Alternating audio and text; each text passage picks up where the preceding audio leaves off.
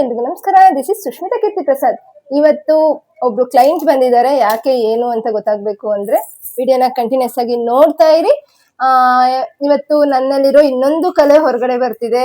ಏನು ಎತ್ತ ಅಂತ ಗೊತ್ತಾಗ್ಬೇಕು ಅಂದ್ರೆ ಗೊತ್ತಲ್ವಾ, ವಿಡಿಯೋನ ಮಿಸ್ ಮಾಡದೆ ಕಂಟಿನ್ಯೂಸ್ ಆಗಿ ನೋಡ್ತಾ ಇರಿ. Welcome to Sukhi YouTube channel.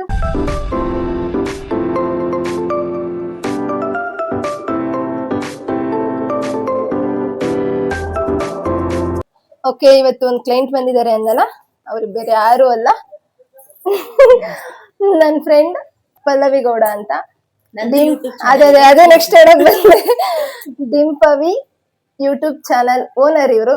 So ಅವ್ರ ಚಾನಲ್ನ ನಾನು ಟ್ಯಾಗ್ ಮಾಡಿರ್ತೀನಿ, ಅಲ್ಲೂ ಹೋಗಿ ಅವ್ರನ್ನ ಸಬ್ಸ್ಕ್ರೈಬ್ ಮಾಡಿ, ಅವ್ರನ್ನ ಫಾಲೋ ಮಾಡಿ, ಅವ್ರಿಗೂ ಸಪೋರ್ಟ್ ಮಾಡಿ ಅಂತ ಹೇಳ್ತಾ ಇವ್ಲಾಗ್ಲ ಸ್ಟಾರ್ಟ್ ಮಾಡ್ತಾ ಇದ್ದೀನಿ. ನನ್ನಲ್ಲಿರೋ ಇನ್ನೊಂದು ಕಲೆ ಏನಪ್ಪಾ ಅಂದ್ರೆ ಮೆಹಂದಿ ಬಿಡೋದು. ನೀವು ಒಂದೆರಡು ವಿಡಿಯೋದಲ್ಲಿ ನೋಡಿರ್ತೀರಾ, ನಾನು ಮೆಹಂದಿ ಬಿಡ್ತೀನಿ, ಬಟ್ ಆರೆಂಜ್ಗೆಲ್ಲ ಬಿಡಲ್ಲ, ಬಟ್ ನೋಡೋ ಅಷ್ಟು ಬಿಡ್ತೀನಿ. ಸೊ ನಾಳೆ ಅವ್ರದ್ದು ಸ್ವಲ್ಪ ಫಂಕ್ಷನ್ ಇದೆ, ಅಂದ್ರೆ ಮಡಲ್ ತುಂಬಾ ಶಾಸ್ತ್ರ, ಸೀಮಂತ ಅಂತ ಅನ್ಬೋದಾ, ಸೀಮಂತ ನಡೀತಾ ಇದೆ. ಸೊ ಹಾಗಾಗಿ ಮೆಹಂದಿ ಬಿಡಿಸ್ಕೋಬೇಕಿತ್ತು. ಹಾಗಾಗಿ ಸುಮ್ಮನೆ ನೀನೇ ಬಿಡ್ತೀಯಲ್ಲ ಬಿಡು, ಇನ್ ಬೇರೆಯವ್ರ ಹತ್ರ ಎಲ್ಲ ಯಾಕೆ ಹೋಗೋದು ಅಂತ ಹೇಳಿ ನನ್ನ ಮೇಲೆ ನಂಬಿಕೆ ಇಟ್ಟು ಅಲ್ಲಿಂದ ಇಲ್ಲಿವರೆಗೂ ಬಂದು ಹಿಂಗೆ ಕೂತಿದ್ದಾರೆ. ಸೊ ನೋಡೋಣ ಹೇಗ್ ಬರುತ್ತೆ ಏನು ಎತ್ತ ಅಂತ. ಫಸ್ಟೇ ಹೇಳ್ಬಿಟ್ಟಿದೀನಿ, ಆರೆಂಜ್ಗೆಲ್ಲ ಬರಲ್ಲ, ನೋಡೋ ಅಷ್ಟು ಬಿಡ್ತೀನಿ. ನಿಂಗೆ ಓಕೆ ಆದ್ರೆ, ನಿನ್ ಫಂಕ್ಷನ್ಗೆ ಓಕೆ ಅಂದ್ರೆ ಬಿಡ್ತೀನಿ ಅಂತ ಹೇಳಿದೀನಿ. ಓಕೆನಾ? ಕಾಸು ಕಡಿಮೆ ತಗೋತಾರೆ, ಓಕೆ ಅನ್ಕೊಂಡ್ ಬಂದಿದ್ದೀನಿ. ಹೌದು, ಇದು ಪೇಯ್ಡು, ಯಾವ್ದೇ ರೀತಿ ಫ್ರೀಯಾಗಿ ಮಾಡ್ಕೊಡ್ತಿಲ್ಲ. ಆಮೇಲೆ ಎಲ್ಲಾರ್ಗು ಅವ್ರಿಗೆ ಹೇಳ್ಬೇಡಿ ಫ್ರೀಯಾಗಿ ಮಾಡ್ಕೊಡ್ತಾರೆ ಅಂತ. ಸೊ ನೋಡೋಣ, ಇವತ್ತು ಒಂಥರ ಫನ್ ಇರುತ್ತೆ, ಒಂಥರ ಖುಷಿ ಇರುತ್ತೆ. ಇವ್ ನೋಡಿ ಏನ್ ಸರ್ಕಸ್ ಮಾಡ್ತಾನೆ. ಸೊ ಲಾಗ್ನ ಸ್ಟಾರ್ಟ್ ಮಾಡೋಣ. ಎಲ್ಲಿಂದ ಬೇಕು ಮೇಡಮ್ ನಿಮ್ಗೆ? ಇದಾ ಇಲ್ಲಿಂದ ಬೇಕಾ? ಇಲ್ಲಿಂದ ಬೇಕಾ ಅನ್ನೋದ್ರಲ್ಲೇ ನಮ್ಮ ಸುಷ್ಮಿತನ ಟ್ಯಾಲೆಂಟ್ ಏನು ಅಂತ ಗೊತ್ತಾಗ್ತಿದೆ. ಅಂದ್ರೆ ಇವ್ರದ್ದು ನಮ್ ತರ ಇಷ್ಟಿಷ್ಟ ಕೈ ಇಲ್ಲ, ಒಂದ್ ಮೊಳ ಅಂದ್ರೆ 2 ಮೊಳ ಕೈ ಇದೆ, ಅದಕ್ಕೆ ಓಕೆ. ಇನ್ನೊಂದ್ 2,000 ಎಕ್ಸ್ಟ್ರಾ ಆಗುತ್ತೆ. ಓಕೆ, 2,000ದಲ್ಲಿ 2,000 ಕಟ್ ಮಾಡ್ಬಿಟ್ಟೆ ಕೊಡ್ತೀನಿ ಬಿಡು. ಇದಕ್ಕೆ ಅಂದ್ರೆ ಏನ್ ಗೊತ್ತಾ, ನನ್ನ ಸೀಮಂತದಲ್ಲಿ ಬಿಡಿಸ್ಕೊಂಡಿದ್ದೆ. ಸೊ ನನ್ನ ಸೀಮಂತದಲ್ಲಿ ನಾನು ಮುಸ್ಲಿಂ ಅವ್ರು ಬರ್ತಾರಲ್ಲ, ಅವ್ರ ಹತ್ರ ಬಿಡಿಸ್ಕೊಂಡಿದ್ದೆ. ಸೊ ಇದನ್ನೇ ರೆಫರೆನ್ಸ್ ಇಟ್ಕೊಂಡು ಬಿಡೋಣ ಅಂತ ಅನ್ಕೊಂಡಿದೀನಿ. ಇಲ್ಲ ಕ್ಲೀನಾಗಿ ಕಾಣಿಸ್ಲಿಲ್ಲ ಅಂದ್ರೆ ಫೋಟೋ ಅಟ್ಯಾಚ್ ಮಾಡಿರ್ತೀನಿ. ನೋಡೋಣ, ಟ್ರೈ ಮಾಡ್ತೀನಿ ಇದೇ ತರ ಬರುತ್ತಾ ಅಂತ. ನೋಡೋಣ, ಮಾಡ್ತಾ ಇದ್ದೀನಿ. ಅಪ್ಪ ಸ್ವಾಮಿ ಚೆನ್ನಾಗಿ ಬಂದ್ಬಿಡಪ್ಪ, ನನ್ನ ನಂಬಿ ಅವಳ ಈ ಹಸ್ತನ ನನ್ನ ಕೈಗೆ ಒಪ್ಪಿಸ್ತಾ ಇದ್ದಾಳೆ. ಸೊ ಇಲ್ಲಿ ಫಸ್ಟ್ ರೌಂಡ್ ಹಾಕೋಬೇಕು, ಅದಕ್ಕೆ ನಂಗೆ ರೌಂಡ್ ಏನು ಸಿಗ್ಲಿಲ್ಲ ಅಂತ ಹೇಳಿ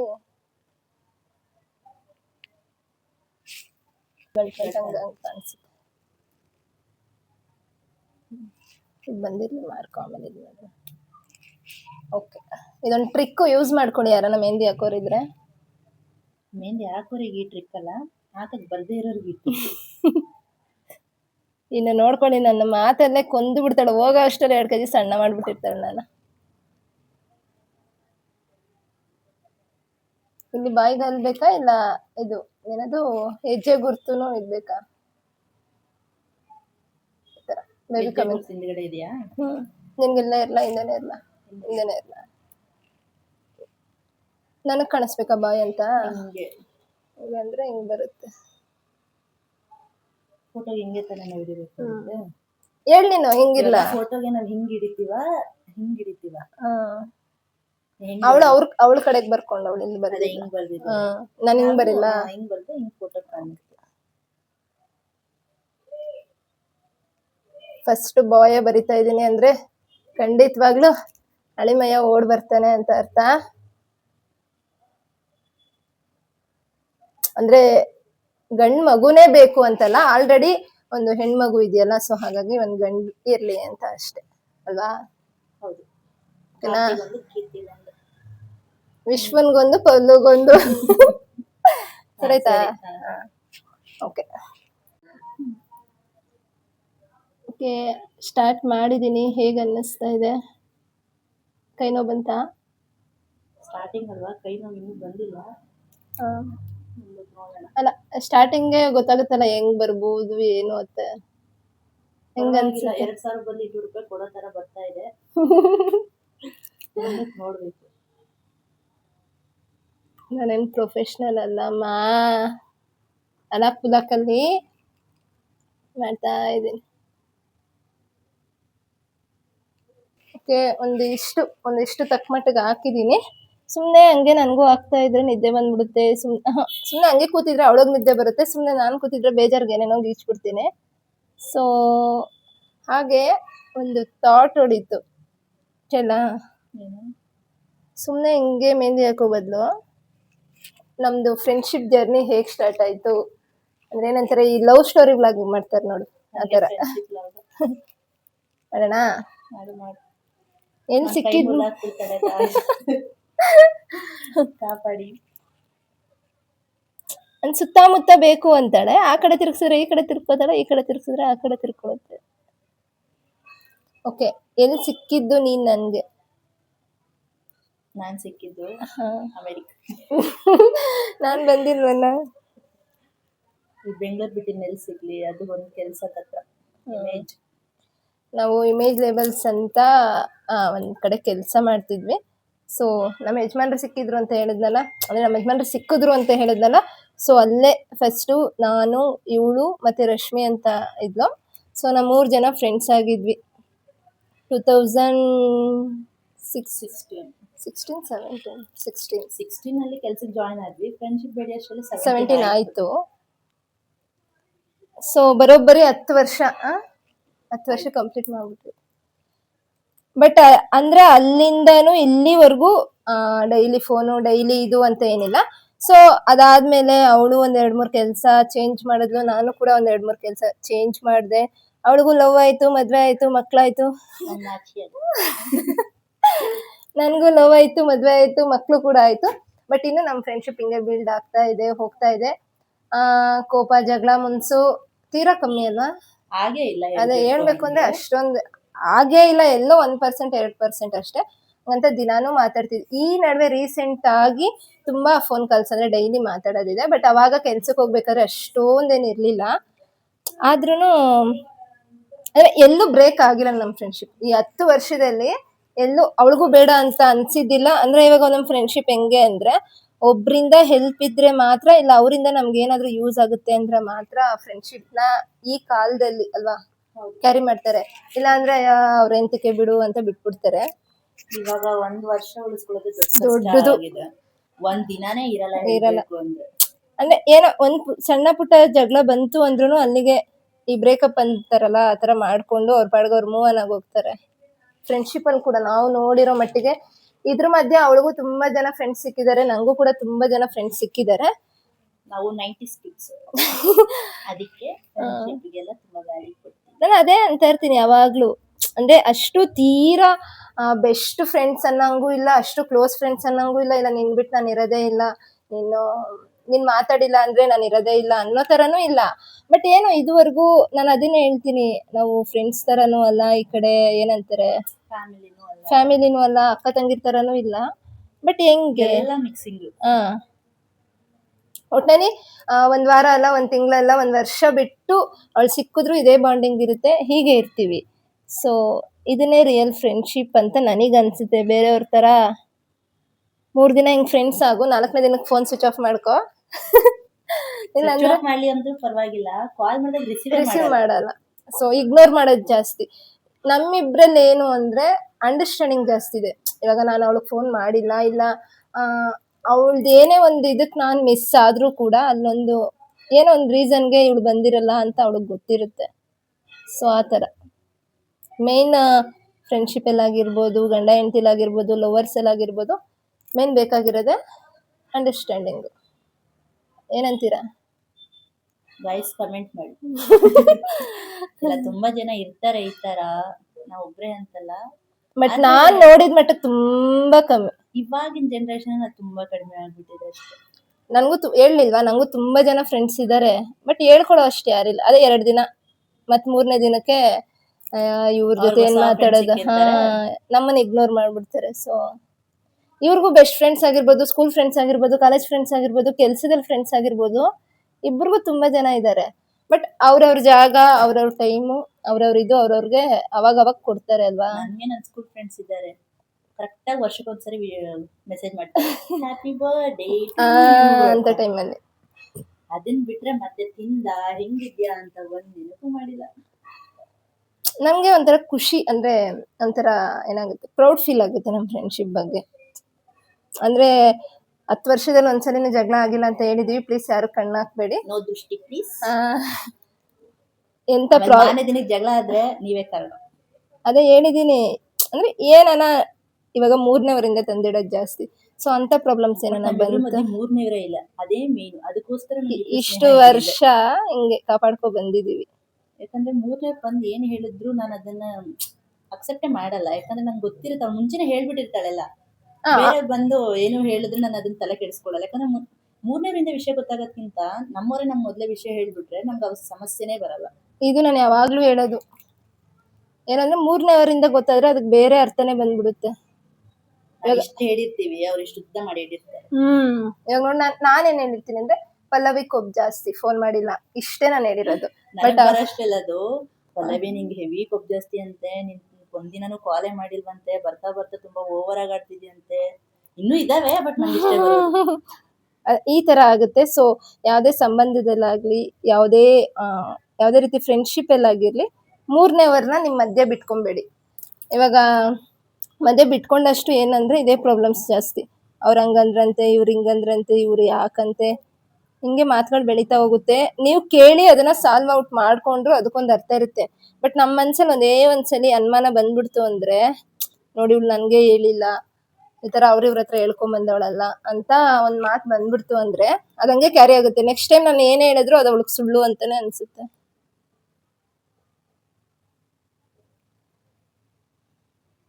ಮಾತಾಡಿ ನಿಲ್ಸಿ, ಸುಸ್ತಾಗೋಯ್ತು.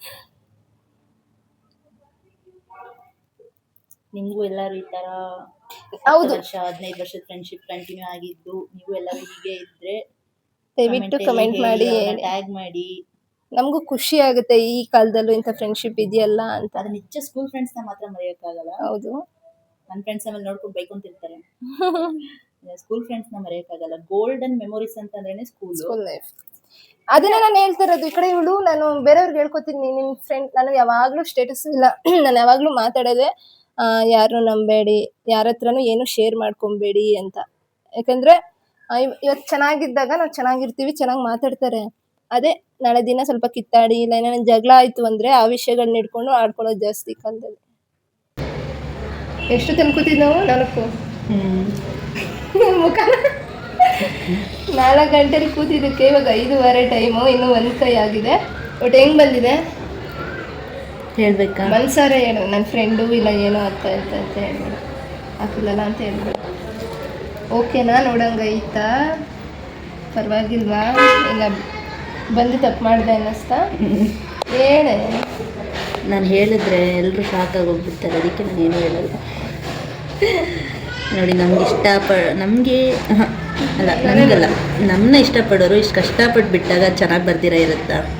ಸಕ್ಕದಾಗೆ ಬಂದಿದೆ. ನಂಗೆ ನಿಜ ಇಷ್ಟ ಆಯಿತು. ಮೆಹಂದಿಯವ್ರ ಹತ್ರ ಹೋಗಿದ್ರು ನಂಗೆ ಇಷ್ಟು ಖುಷಿ ಆಗ್ತಿತ್ತೋ ಇಲ್ಲೋ ಗೊತ್ತಿಲ್ಲ. ಪಾಪ ನಂಗೋಸ್ಕರ ಅಷ್ಟೊತ್ತಿಂದ ಕಷ್ಟಪಟ್ಟು ಕೂತ್ಕೊಂಡು ಬರಿತಾ ಇದ್ದಾಳೆ. ಬಿಟ್ಟು ಅವ್ನ ಮಗನ ಆಚೆ ಬಿಟ್ಟಿದ್ದಾಳೆ, ಅದನ್ನು ಹೇಳ್ಬೇಕಲ್ವ. ಪಾಪ ನನ್ನ ಅಳಿಮಯ್ಯ ನನ್ನ ಅತ್ತೆ ಆಗಿಸ್ಕೊಳ್ಳಿ ಅಂತ ಫಸ್ಟ್ ಟೈಮ್ ಆರಾಮಾಗಿ ಆಟ ಆಡ್ಕೊಂಡಿದ್ದಾನೆ. ಇಲ್ಲಾಂದ್ರೆ ಇರಲ್ಲ. ನನಗೂ ಓಕೆ ಅನ್ನಿಸ್ತಂದ್ರೆ, ಕೈ ತುಂಬ ಕಾಣಿಸ್ತಿದೆ, ಚೆನ್ನಾಗಿದೆ ಅಂತ ಅನ್ನಿಸ್ತದೆ. ಕೊಡ್ಬೋದು ಗೈಸ್, 2,000 ರೂಪಾಯಿ ಆರಾಮಾಗಿ ಕೊಡ್ಬೋದು. ಅದೇ ಬೇಜಾರೇನು ಅಂದರೆ 1 ಅವರಿಗೆ 1 ಕೈ ತಗೊಂಡಿದ್ದಾಳೆ, ಇನ್ನು ಈ ಕೈ ಖಾಲಿ ಇದೆ. ಮನೆಗೆ ಹೋಗೋದು ಯಾವಾಗ ಅಂತ. ನನಗೇನು ಪ್ರಾಬ್ಲಮ್ ಇಲ್ಲ, ನಾನು ಆರಾಮಾಗಿ ಕೂತ್ಕೊಂಡು ಆಗ್ತಿದ್ದೆ. ಬಟ್ ಅವಳಿಗೆ ಸ್ವಲ್ಪ ವಾಕ್ ಮಾಡಿಸಿ, ಸ್ವಲ್ಪ ಓಡಾಡಿಸಿ, ಸ್ವಲ್ಪ ಸ್ನ್ಯಾಕ್ ತಿನ್ನಿಸಿ, ಹಾಲು ಕುಡಿಸಿ, ಸ್ವಲ್ಪ ಟೈಮ್ ಕೊಟ್ಟು ಆಗ್ತಾ ಇದ್ದೀನಿ. ಯಾಕೆಂದರೆ ನನಗೆ ಎಕ್ಸ್ಪೀರಿಯೆನ್ಸ್ ಆಗಿದೆಯಲ್ಲ, ನಾನು ಪ್ರೆಗ್ನೆಂಟ್ ಇದ್ದಾಗ ನಾನು ಮೆಹಂದಿ ಹಚ್ಕೊಳಕ್ಕೆ ಹೋಗೋದಾಗ ಅಪ್ಪಪ್ಪ 4 ಕವರ್ ತೊಗೊಂಡಿದ್ದೀನಿ ನಾನು. ಸೊ ಹಾಗಾಗಿ ನನಗೆ ಗೊತ್ತಿರುತ್ತಲ್ಲ ನೋವು, ಅಂದರೆ ಎಷ್ಟೊತ್ತು ಕೂತ್ಕೊಂಡ್ರೆ ಹೆಂಗೆ ಆಗುತ್ತೆ ಅಂತ. ಸೊ ಹಾಗಾಗಿ ಅವಳಿಗೂ ಸ್ವಲ್ಪ ಟೈಮ್ ಕೊಟ್ಟು ನಿಧಾನಕ್ಕೆ ಆಗ್ತಾ ಇದ್ದೀನಿ.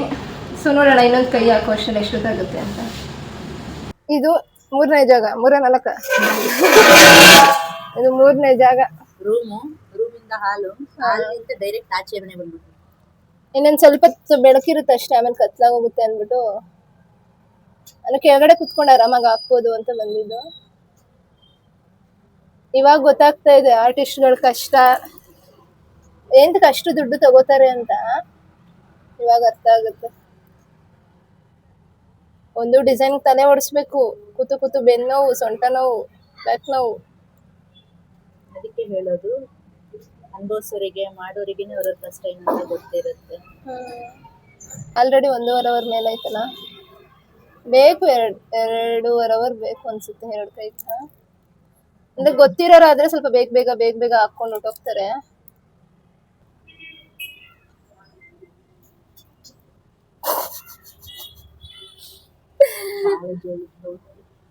ನೋಡಿ ಬಸ್ರಿದಿರಿಗೆ ಮೆಹಂದಿ ಹಾಕೋದು ಎಷ್ಟು ಕಷ್ಟ ಅಂತ. ಅವ್ರಿಗೂ ನೋವು, ಅವ್ರ ಜೊತೆ ನಮಗೂ ನೋವು. ಉದ್ದುದಕ್ಕೆ ನೀಡ್ಕೊಬಿಡ್ತಾನ,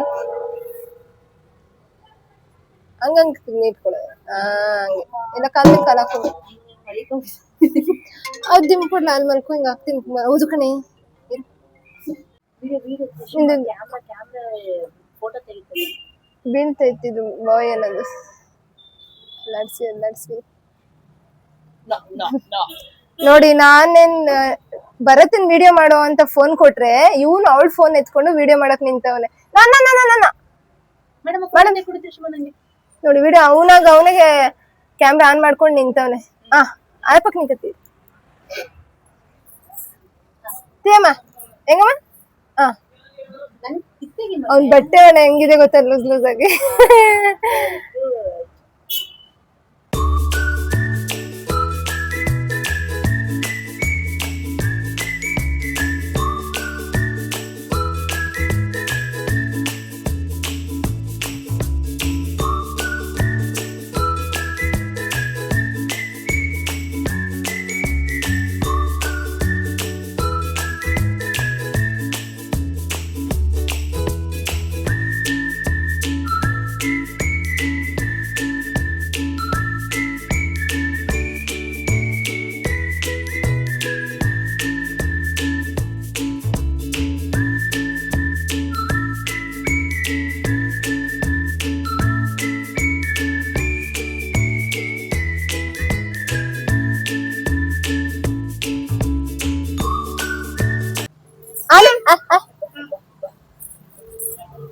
ಆಪೆಟ್ನ ಕುಡ್ದೋಕೆ ಆಪೆ ಒಂದು ಟಿಶ್ಯೂ ಉಂಡಿ ಸುಳ್ಳು. ನೋಡಿ ನೋಡಿ ನೋಡಿ ನೋಡಿ ಅದಕ್ಕೆ ನನ್ನ ಮಗನ್ ಕಂಡ್ರೆ ನಂಗೆ ಅವನ ಇಷ್ಟು ಡಿಸ್ಟರ್ಬೆನ್ಸ್ ಮಾಡ್ಕೊಂಡು ನಾನು ಹೆಂಗ್ ಹಾಕ್ಲಿ, ಏನ್ ಮಾಡ್ಲಿ. ಮನೇಲಿ ಈ ತರ ಬಂದಿದೆ. Mom dad back side baby coming soon foot mark. So ಇಷ್ಟ ಆಯ್ತಾ? ಸಿಕ್ಕಾಪಟ್ಟೆ ನಿಜವಾಗ್ಲೂ. ಫೈನಲಿ ಮೆಹಂದಿ ಮುಗ್ದಿದೆ. ಎಷ್ಟು ಗಂಟೆಗೆ? 9:30ಗೆ. ನೀನು ಬಂದಿದ್ದು 4 ಗಂಟೆ. ಭರ್ಜರಿಯಾಗಿ ಇಷ್ಟೊತ್ತು ಎಂತಕ್ಕೆ ಇಷ್ಟು ಅವರ್ ಹಿಡಿತು ಅನ್ನೋದೇ ಗೊತ್ತಿಲ್ಲ. ಯಾಕಂತಂದ್ರೆ ನಮ್ಮ ಆರ್ಟಿಸ್ಟ್ ಸ್ವಲ್ಪ ಸ್ಲೋ ಇದ್ದಾರೆ, ಅದಕ್ಕೋಸ್ಕರ ಇಷ್ಟೊಂದು ಟೈಮ್ ಹಿಡಿದಿದೆ. ಆದ್ರೆ ನಿಧಾನನೇ ಪ್ರಧಾನ ಅಂತಾರಲ್ಲ ನೋಡಿ, ಅಷ್ಟು ನಿಧಾನ ಬಂದಿದ್ದಕ್ಕೆ ಎಷ್ಟು ಚೆನ್ನಾಗಿ ಬಂದಿದೆ.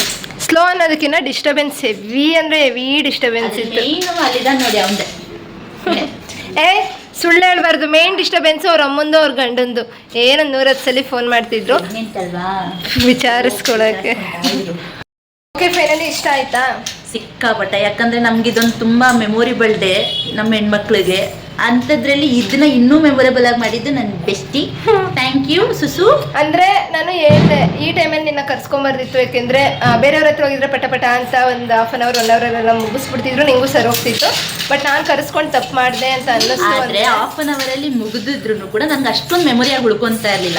ಬಟ್ ಇವಾಗ ಏನಂತಂದ್ರೆ ಇದು ನೋಡಿದಾಗೆಲ್ಲ ನಾನು ಬೆಸ್ಟಿ ಬಿಟ್ಟಿದ್ದು 5 hour ತಗೊಂಡ್ಬಿಟ್ಟಿದ್ದು ಅಂತ ಫೀಲ್ ಇದೆ. ನಂಗೆ ಖುಷಿ ಆಯ್ತು. Thank you. Thanks guys. ಅನ್ಕೊಂಡಂಗೆ ಬಂತಾ? ಓ ಸೂಪರ್ ಆಗಿ ಬಂದಿದೆ. ಅನ್ಕೊಂಡಿರೋದಕ್ಕಿಂತ ಜಾಸ್ತಿನೇ ಚೆನ್ನಾಗಿ ಬಂದಿದೆ ಹೇಳಬೇಕು ಅಂತಂದ್ರೆ. ಅದು ನಂಗೆ ಮೇನ್ ಇಂಪಾರ್ಟೆಂಟ್ ಇದೇ ಆಗಿತ್ತು. ಯಾಕಂದ್ರೆ ನಂಗೆ ಈ ಥರ ಬರ್ಸ್ಕೋಬೇಕು ಅನ್ನೋ ಆಸೆ ಸಿಕ್ಕಾಪಟ್ಟೆ ಇತ್ತು. ಅದೇ ನಾನು ಏನೇನು ಅನ್ಕೊಂಡು ಬಂದಿದೆ ಅದೇ ಥರನೇ ಬಂದಿದೆ. ಅದಕ್ಕೋಸ್ಕರ ನನ್ನ ಸುಸುಗೆ ಲಾಸ್ಟಿಗೆ ಏನಾದರೂ ಒಂದು ಕೊಟ್ಟೋಗ್ಬೇಕು. ಬಟ್ 2000 ಇಲ್ಲ, ನಡೆಸ್ಬಿಡೋದು ಹೋಗುತ್ತೆ. ಇಂಥ ಆರ್ಟಿಸ್ಟು ಅದು ಹಿಂಗಿಂಗ್ ಮಾಡಿದ್ರೆ ಕಚಪಿಚಿ ಆಗುತ್ತೆ ಅಂದೆ. ನೋಡಿದ್ರ ಎಲ್ಲ ತಿಳ್ಕೊಳ್ಳಿ.